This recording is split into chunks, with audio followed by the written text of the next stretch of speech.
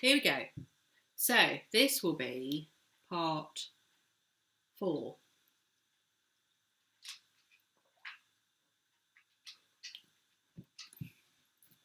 I do beg your pardon, that was a bit casual, wasn't it? It's because I've just been talking to you. So, hello BookTube, it's Louise, the Big Hair Bookworm. Lovely to see you, hope you're well. Hope you're having a good day, wherever it is you are and whatever it is you're doing. So this is going to be part 4 of this unhaul. So I'm going through shelves. So you can't see it, but above, I'm gonna rock you back.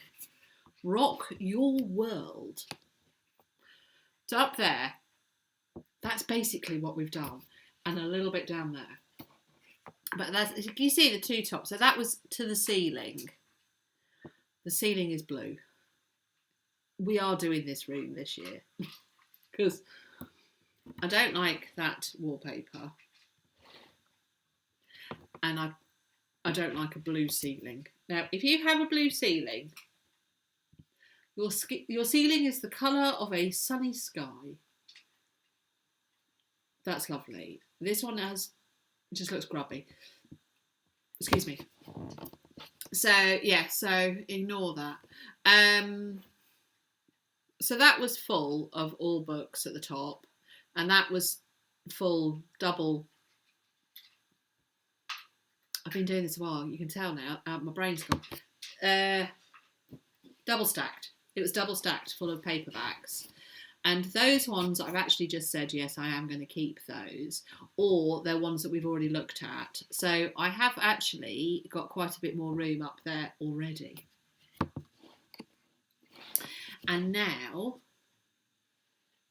I'm doing kind of the bottom bits down there, as well as the finishing off that bit. I think the lad has just come home. Yeah, I think the lad has just got... So the husband went to pick up the lad from school because he's late on a Monday. So one of us needs to go and pick him up, otherwise he can't get home. And that seems a bit cruel. Is he going to come in? I know. Might go straight upstairs. He's a teenager. Let's go straight upstairs. Okay, I shall catch him later. So I've got 4 stacks of books here. This is where we're at. The box down there is now full, virtually full. So anything more that I unhaul, I'll need to start a new box off. I have my 1 book here that I'm going to... That's my thinking book. Bookmark I'm going to throw away because it's horrible. Those need to go upstairs. So this is my not sure book. I'm going to send a copy of it, picture copy. Hello, that's the husband. Picture of the book to my sister and see whether she wants to read it. Found quite a lot of books that are yours, which I haven't done anything with. I've just left them up there, but I can show them to you and you can then decide if you're interested in keeping them or not. Yeah. Yeah, okay. What do you want to... No, don't need to do it now. We'll do it off camera. But I've actually put them in one little bit. Oh, have I put them in one little bit? No, I've actually mixed them up. But they're up there. There's quite a few that I'm not sure whether you're still interested in. Cool. I also found one that I think was your dad's, to John from Connie in 1943. Wow. C.B. Fry? It's a cricketing book. Oh, yeah. Did he lend that to you? No idea. It must have done, yeah. Yeah. Well, I don't know if it's lend. It's probably gave. Yeah, anyway, I'll put that up there. I mean, we won't get rid of that. That's... To John Love. I must be to Grandad's. I mean, you'll be your granddad. Who's Connie? My nana. Really? Yeah, so... She wouldn't have given it to your dad then? No, because she would have said mum or mother or something. Oh, she would have done. What does it say? Let's see if I can find. I've shoved it right at the back up there. Oh, that was good. Oh no, here it is. It's this. Bear with everyone. It's been nice for everybody to hear this. So it's Life Worth Living by C.B. Fry. Yeah. And to John With all good wishes, Connie. That's why that doesn't sound like husband and wife. Certainly wasn't to Dad. Well, it would have been to her husband. Well, there was loads of Johns in the family, so it's probably another John. Yeah, because you wouldn't say that to your husband, would you? Well, maybe I will from now on. With all good wishes, darling. I wouldn't be surprised if it was, Really? Yeah. Rather than, because it's, I don't think they went love, all my love, kiss, kiss, kiss, kiss. I think all good wishes is probably, Fairly full on. Yeah. Woof!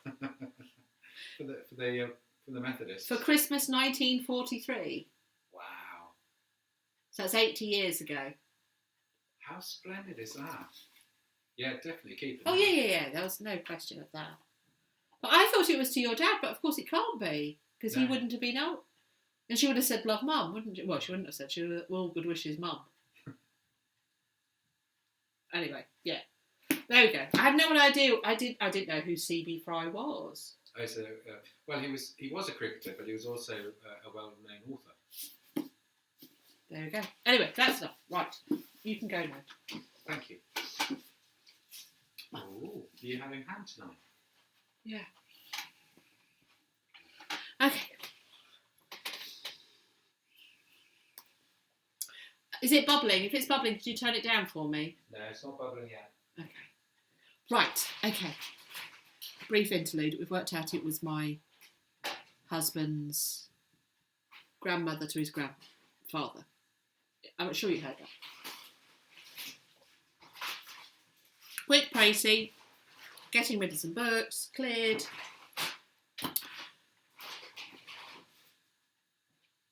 I'm flagging a little bit, but we're going to keep going. To the 3 people that are watching this, you're my faves. I cannot believe there'll be any more than 3 people. And one of those probably my husband. Nobody else is going to watch it. Right. Here we go. Now, decisions. So, Caroline Graham, A Ghost in the Machine. This was from the 1990s. No. 2004. It's very good. Do you like Midsummer Murders? Because these are the books that the series was initially based on. So if you watch the first series including that has Chief Inspector Barnaby. So the first series, I think it's the first series and maybe even the first 2 series of Midsummer Murders with John Nettles as Chief Inspector Barnaby, the brilliant John Nettles. They are based on these books, A Ghost in the Machine. And if you watch them, they're really quite tightly plotted. So it's the killings at Badger's Drift, death of a Hollow Man, murder at Madingley Grange, death in disguise, any of those, A Ghost in the Machine. They're quite tightly written murder mysteries. They're kind of community murder mysteries, as you know if you see Midsummer Murders. I really recommend them as murder mysteries to read. They're so much better than the Midsummer Murders 2-hour shenanigans. Love Midsummer Murders. I've watched them all. They are comfort watches, cosy crime at the best, but the books are actually better, so much better. Could you just turn it down, the ham down a little bit in case it is bubbling? Is it bubbling at all? No, okay, that's fine. Do you want me to still turn it down? No, that's fine. I shall come and have a look at it shortly. So I'm actually going to get rid of that because I'm never going to read it again. However, I do recommend, for those people that are interested in cosy crime, Caroline Graham, Midsummer Murders. She is really good. She's a lot better than Midsummer Murders would suggest. Ruth Rendell, The Face of Trespass. This is not a Inspector Wexford. This is a this isn't an Inspector Wexford. This is a standalone, if I remember rightly. Is it? No, did that say Wexford? No, that says a different word completely. Yeah, it's an Inspector. It's not. It's a standalone. It's not that good. Get rid of that. H.G. Wells, The War in the Air. That's the husband's. So keep that. Here we go. These are going to be some decisions. Bernard Cornwell. Historical fiction. This is the Arthur series. So it's The Winter King, Enemy of God, and the third one, Excalibur. And I have got all three. So I got this for nothing when I worked in a bookshop, because Penguin, when you do returns to Penguin, i.e. they're books that you couldn't sell or hadn't sold, or you ordered too many and you couldn't get rid of them, you would send them back. But instead of sending the whole book back, you just sent the back cover, because they would just pulp them. So it was a lot easier for them if you just sent the back cover back, and then you had the responsibility of getting rid of the book. However, what tended to happen was the booksellers would have a little rummage through and see if there were any books that they fancied to read, because you get them for free, and you just had it stamped to say this is a reject, this is a book that cannot be sold. And this was when I worked for Books Etc., which is no longer. It was bought by Borders and then it was run to the ground. Not bitter at all. I'm actually going to keep those. I wasn't going to keep them, but I think I am going to keep them. I'm going to keep them. I loved that series, The Winter King. I loved the Arthur series. I haven't read any other Bernard Cornwell. I just read those, and I do still highly rate those. So yeah, I'm going to keep those. John Fowles, The French Lieutenant's Woman. This is my school edition. Look at that! It's all my school notes. Keep that. Studied that for GCSEs. Yeah. J.R. Martin, The Game of Thrones. A Storm of Swords. I am never going to reread these. I'm never going to read them. I got the first two. I didn't read the rest. Never going to do it. Ooh. Right. Getting close. Oh, do you want to turn it down just a tad, please? I'm cooking some ham for dinner. So I cook it on the hob for a while, and then once it's cooked all the way through, I then roast it in the oven. Honey and mustard. That's for dinner.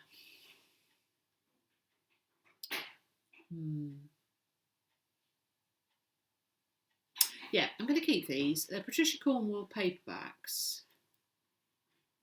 I'm keeping those. These are the ones from the beginning. Do you know, I'm going to keep the ones from the beginning, but I think I have in here some of her later ones, and I'm going to get rid of those because I never reread those. But I do sometimes read these. Body of Evidence. Oh, such a good book. Have I got Postmortem? I have a horrible feeling I've lent Postmortem to somebody. I lent it to you. Have I lent it to you? In which case, you know what I'm saying. I want it back. Postmortem, All That Remains, Cruel and Unusual, The Body Farm. They're really good. From Potter's Field, less good. I think that's when she started to go a bit Unnatural Exposure. Again, let's start to go. Body of Evidence and All That Remains. Really good books. No, I'm keeping those. Keeping those. Made the decision right then and there. Because even, yeah, I am going to keep those. So these two PD James, The Black Tower, that's a good one, and Innocent Blood, really good to listen to as audiobooks. I would even read both of these.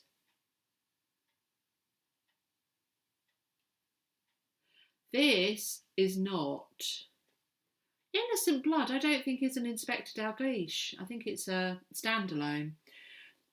The Black Tower is, but these covers, delicious. I mean, I'm going to keep them for the covers, to be honest, because look at those. Especially The Black Tower. That's a very good Adam Dalgleish, PD James. Oh, do you like crime? If you like crime, you do like crime. A Taste for Death is not, it's not a very good edition. I remember that one though. That is a good Dalgleish. That is a good Dalgleish, actually. I'd be tempted to read that again. It's not in that edition though, which is a shame because I would read it. Oh, look at that. That's a lovely, another PD James. Ah, I haven't lent it to anybody. Post-mortem. This is the first Patricia Cornwell. And if you have the hardback, it's Patricia D. Cornwell. Have I got any of the hardbacks that say Patricia D. Cornwell? No. I used to. Well, I've got the Body Farm over there. It's a good one, that one. Yeah. I've got still very good. Do you know, I'd be tempted to read it again. I would be tempted to read this again. I am, right this minute.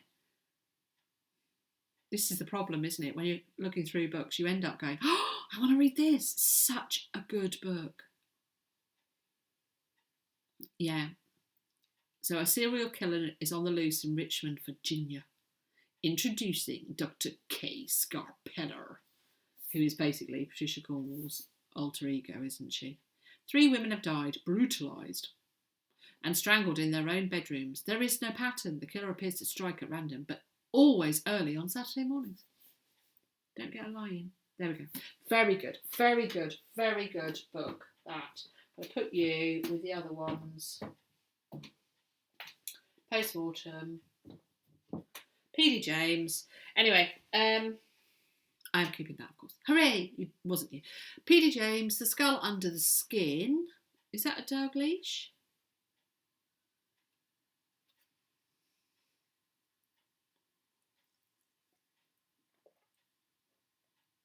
No, it's a Cordelia Gray. I found those tedious. I'm getting rid of that one. I'm sorry. Cordelia Gray. I found her tedious. This is a Dalgleish. That's a good one. Cover Her Face. Yes. Yes. I haven't read this for a long time, but that's a good one. Cover Her Face by P.D. James. And that is a top. Is this a 80s cover? 1986. Oh, look at that. The only quote is from Newsweek, the new Queen of Crime. Brilliant. That's how I like my books. Such a good play. Dario Fo, The Accidental Death of an Anarchist. Will not be getting rid of that. Can't get rid of this. Enduring Love by Ian McEwan, because that's the husband's, not mine. Here we go.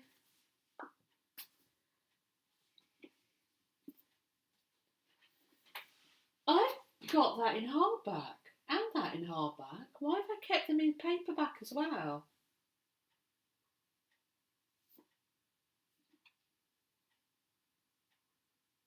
Did I bought them in hardback and paperback? I'm thinking I bought them in hardback and paperback. I've just realised I've got these in paperback.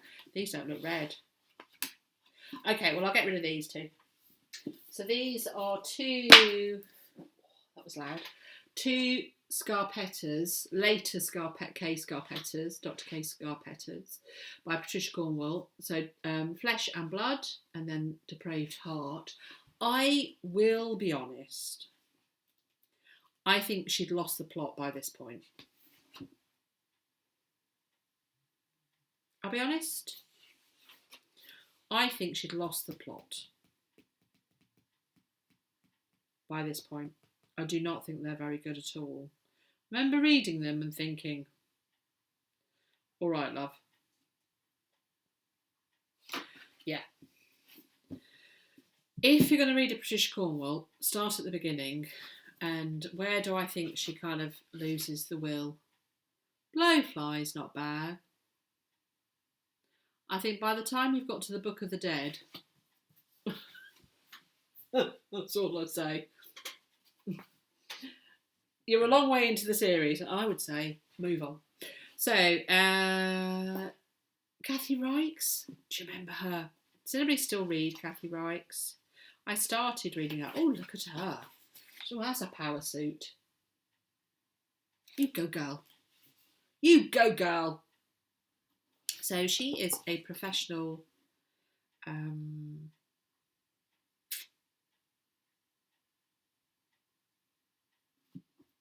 forensic anthropologist. And Temperance Brennan is her alter ego. So Kathy Reichs is a forensic anthropologist, and she wrote a series of crime books. I presume she's still doing them. And Dr. Temperance Brennan, a forensic anthropologist based in Canada, was kind of her alter ego. The first couple of ones, Deja Dead and Death du Jour, were really fresh, and I think even Deadly Decisions, I'll be honest, I wouldn't read it again now. I'm actually going to get rid of that because I would never read a Kathy Reichs now. I think she like Patricia Cornwell got way down into the series, and I do think people get lost. I have 3 Val McDermott. So The Mermaid Singing. Bim, bim, bim, bim, bim.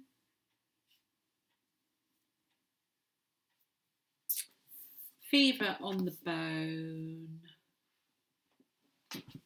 And The Grave Tattoo. I'm going to keep those.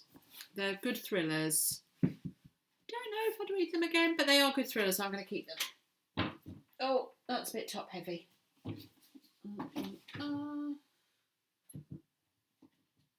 That's my A formats and my B formats being mixed up.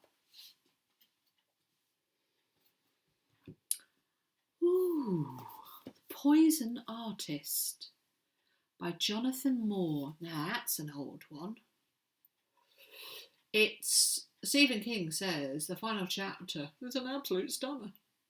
The bodies fished out of the San Francisco Bay were a puzzle with no sign how they died. Then toxicologist Cabe Maddox, what a great name, uncovers an unspeakable horror connecting them all, suggesting the work of a deranged killer. A deranged killer. I remember enjoying this. I don't know, has Jonathan Moore? Let's have a look. Has Jonathan Moore written any more? Just amuse myself there. Jonathan Moore. Jonathan Moore books. Yeah. Not many. I can see one. Oh. No. No. Looks like, sorry, I'm going to have a...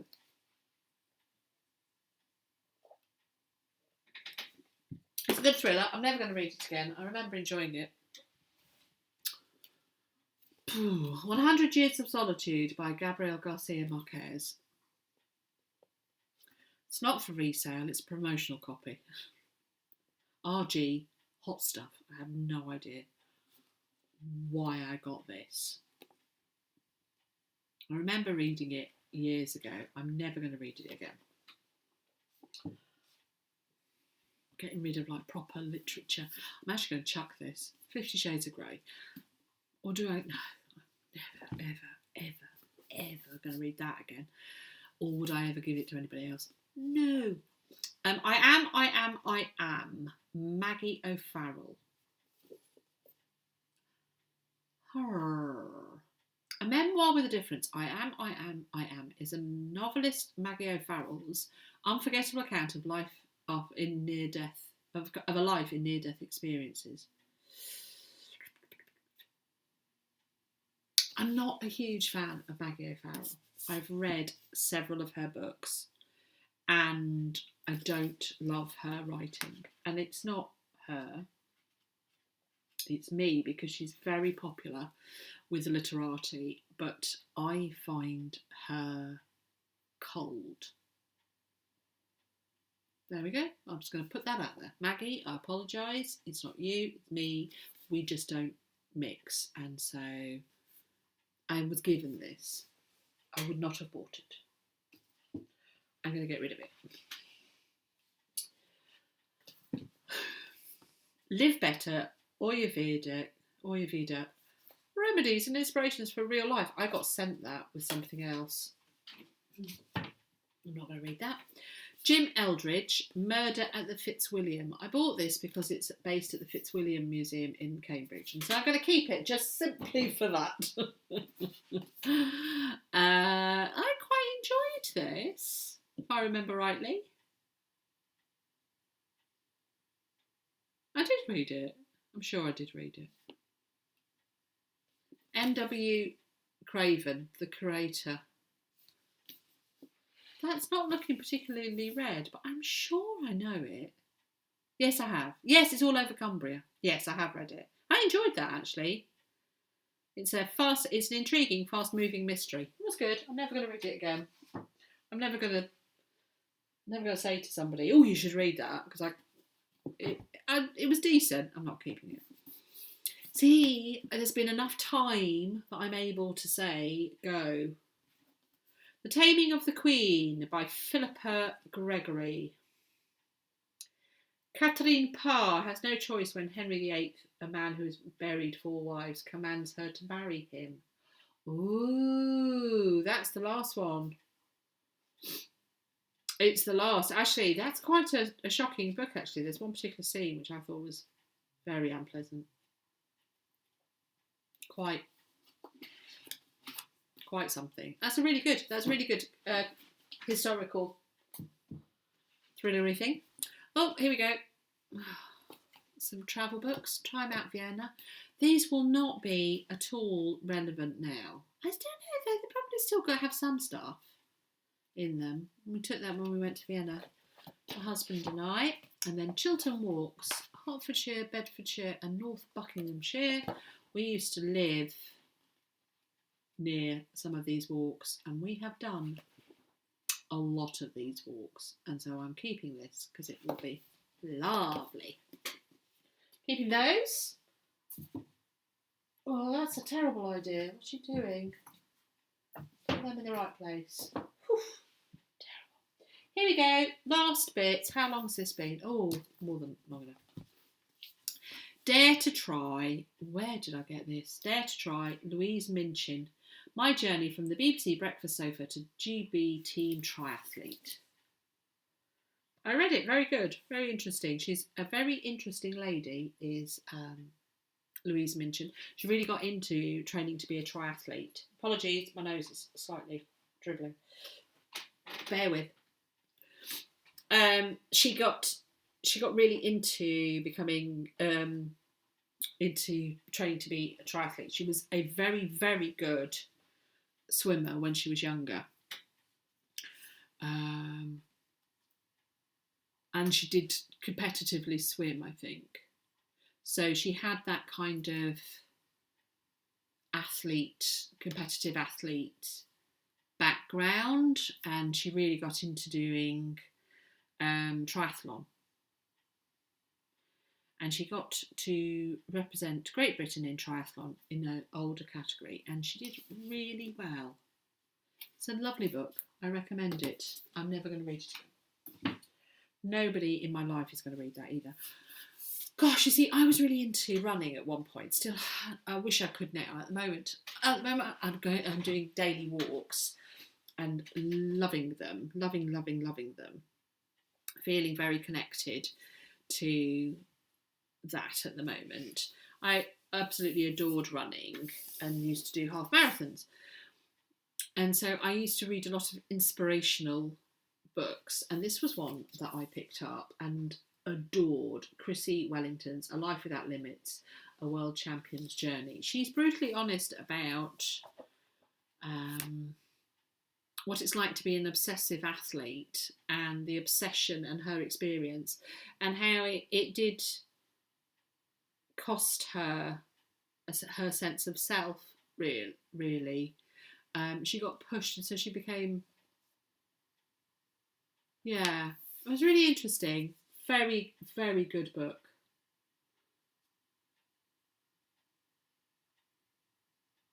Yeah, she's amazing. She's an amazing athlete. Just realised there's a quote from Lance Armstrong on the back. But yeah, she was an Ironman. She's a world champion. She's an amazing, amazing athlete. So yeah. Do you know, should I keep it? I think so, because I actually would recommend that, and it'd be interesting for, like, say our lad got into stuff, and I could actually say to him, it'll never happen, but say I could then say to him, it's like a little dream that I've got. I've got this book you can read. I bought him for Christmas Orange, the manga. Did I, in the previous video I told you about his manga collection and how he's curating it, and I have bought him the Death Note series in the black edition. If you're into manga, you know which ones I mean. So they're very stylish, lovely, beautiful, the buttery soft covers, yeah, really lovely. So each Christmas I buy him. The last Christmas, I think maybe birthday as well, I can't remember. So he's got the first 4 Death Note series in this thing, and then he's collected other mangas as well. And I have bought him lots of other mangas. He reads an awful lot online, but there is the joy of having it. Anyway, I bought him Orange, so I bought him the bind up, so the first bind up, because I thought there's no point getting him both if he's not going to enjoy it. So I bought him Orange. I've not read it myself, but I've seen it recommended so many places, and he read the first bit yesterday and said to me, I've read the first bit of Orange and it's brilliant, so I'm not going to rush through it. It's really brilliant. Happy days. So that's actually really lovely, because I'm actually, you know, something that I've got from BookTube and from people that are fascinated by manga has inspired, you know, me to buy something for him, and he's really enjoyed it. So yeah, I will keep that, because, you know, wouldn't it be good if I could recommend him something and he could have read it? Wild by Cheryl Strayed. About grief of her mum, and she goes and does this big walk. Very interesting. I think I'm going to get rid of it. I've had it for years. I read it. I'm not the same person that when I got it, that it meant a lot to me. And that's it. That's all I'm going to do for today. God, didn't that go well? Woo, that looks better. Keeping sister going. I'm sorry. That's a win. That box is not big enough. 1, 2, 3, 4, 5, 6, 7, 8, 9, 10, 11, 12, 13, 14, 15. So I think altogether we're up to about 50 books. Randomly. Not quite the 500 I had in mind. Now I'm looking at other books. So my plan is I'm going to put these back on the shelves. I'm not worried about sorting them out or anything like that. That's going to be another day, because basically we're going to have to move all the books out of here. Oh, you can see how that makes me feel. That was an honest reaction. Oh, the idea of it. I'm going to move all the books out of it, because we're going to have to decorate this room. We are not decorating it at the moment because the husband's recovering from cancer. If I said to him, I think we're going to empty out this room and redecorate it, he'd be like, oh, Louise, I almost died. Do you mind not? So we're not going to do this for the. It will be. I'm going to do it this year because I'm going to wallpaper that a different thing. I'm going to wallpaper it. I've got all ideas, but I need to clear out the room anyway. So yes, so these will go back, and those will go in another box. I'll need to find another box and be put in the store, marked. April. Yeah, so there we go. There we go, BookTube. That's the first 4. I think I'm probably going to leave it at that for the time being. At some point, I will do a video showing you some actually new books that have come into my life that I've either enjoyed or read recently or have bought or have been bought. So that is also a reason why I need to get rid of these books, because I have new books. I always have new books. It's just, I bought a book 2 days ago. It was a cheap one, £2 something. So yes, and I want to order some other books. So I do need to get rid of some books. Anyway, I'm rambling badly. If you've got to this point, you are a marvel. Please put down a flower emoji. Then I know that you are one of the best that has managed to sit through this. Anyway, love you lots. This has been lovely, BookTube. Let's do this again. Bye.